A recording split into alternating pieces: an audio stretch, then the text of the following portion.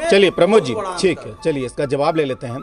किशोर कुणाल हैं, जेडीयू के प्रवक्ता हैं, वो इस वक्त हमारे साथ जुड़े हुए हैं। किशोर जी, आपने प्रमोद जी को सुन लिया, तो प्राथमिकताएं सरकार की क्या बदलेंगी? कामकाज का तरीका बदलेगा? क्या नया क्या है? सरकार तो वही है, सिर्फ चेहरा बदला है। राजेश जी, मैं सुन रहा था, प्रमोद जी को भी मैंने सुना और हमारे मित्र राहुल जी को भी मैंने सुना। देखिए, बहुत साधारण सी बात है कि हमने दायित्व को ट्रांसफर किया है। जो दायित्व माननीय नीतीश कुमार जी अभी तक निभा रहे थे, उस दायित्व को माननीय सम्राट चौधरी जी निभाएंगे। और जो सरकार का नीति है, सरकार का सिद्धांत है, सरकार एनडीए का जो कॉमन मिनिमम प्रोग्राम है, तो सात निश्चय की बात थी, वो एज इट इज है, यानी जैसे पहले था वो आज भी वैसा ही है। तो जिस प्रकार से पहले एनडीए की सरकार थी, आज भी एनडीए की सरकार है। ये अलग बात है कि उसमें माननीय नीतीश कुमार जी जो जेडीयू के राष्ट्रीय अध्यक्ष भी है और नेता है, वो मुख्यमंत्री के तौर पे थे। और आज सम्राट चौधरी जी जो कभी आरजेडी के भी सदस्य रहे थे, बाद में जेडीयू के सदस्य रहे और आज भाजपा की तरफ से वो मुख्यमंत्री हैं। तो हमें सम्राट चौधरी जी को शुभकामना देना चाहिए।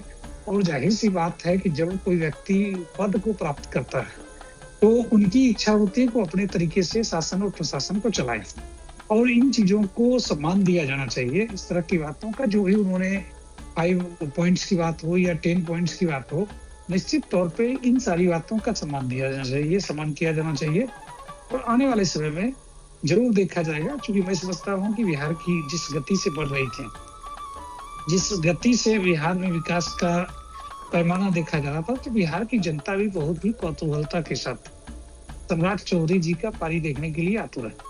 और हम समझते हैं कि माननीय नीतीश कुमार जी ने एक लंबी लकीर जो खींची है, वो चाहे सुशासन की लकीर हो या विकास की लकीर हो या सामाजिक सद्भाव की लकीर हो, उसी लकीर को आगे बढ़ाने का काम आदरणीय सम्राट चौधरी जी करेंगे।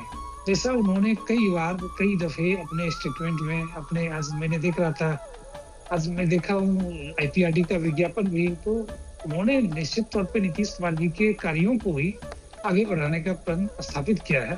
और एक अच्छी शुरुआत है, एक बेहतर सामंजस्य है कि जब एक मुख्यमंत्री बाहर होते हैं और दूसरे मुख्यमंत्री आते हैं, और दोनों के बीच बिना किसी विरोधाभास का उन्हीं के कार्यों को बढ़ाने की संस्कृति, उन्हीं के कार्यों को बढ़ाने की प्रकृति, यह बताता है कि बिहार अपने गति से चलता रहेगा, बिहार विकास की गति पे बढ़ता रहेगा। और बिहार के लोग जिस बिहारित्व को पिछले 20 वर्षों से बचा के रखा है, उसे आगे भी बचाते रहेगा। ठीक है किशोर जी, चलिए।